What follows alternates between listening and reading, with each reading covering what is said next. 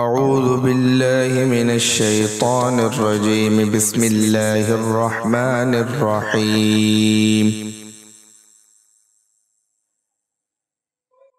قالوا ادع لنا ربك يبين لنا ما هي إن البقرة شابه علينا وإنا إن شاء الله لمهتدون. قال إنه يقول إنها بقرة لا ذلول تثير الأرض ولا تسقي الحرث مسلمة لا شية فيها. قالوا الآن جئت بالحق فذبحوها وما كادوا يفعلون. وإذ قتلتم نفسا فادارأتم فيها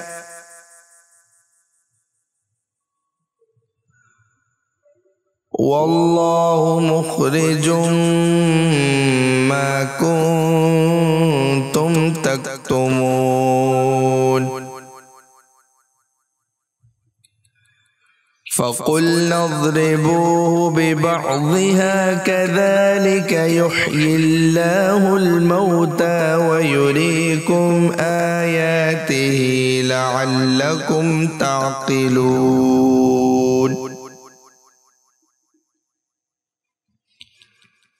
ثم قست قلوبكم من بعد ذلك فهي كالحجارة أو أشد قسوة وإن من الحجارة لما يتفجر منه الأنهار وإن منها لما يشقق فيخرج منه الماء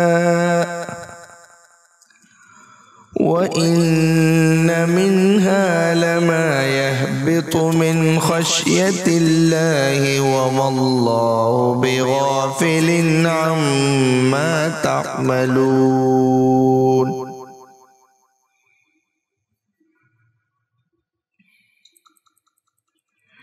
أفتطمعون أن يؤمنوا لكم وقد كان فريق منهم يسمعون كلام الله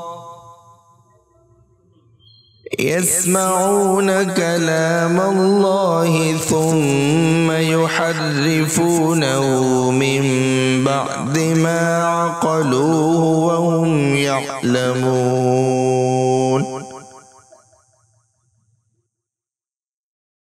وإذا لقوا الذين آمنوا قالوا آمنا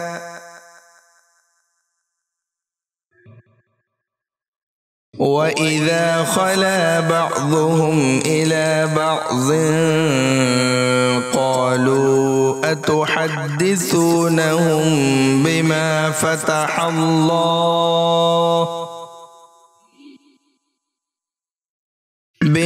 فتح الله عليكم ليحاجوكم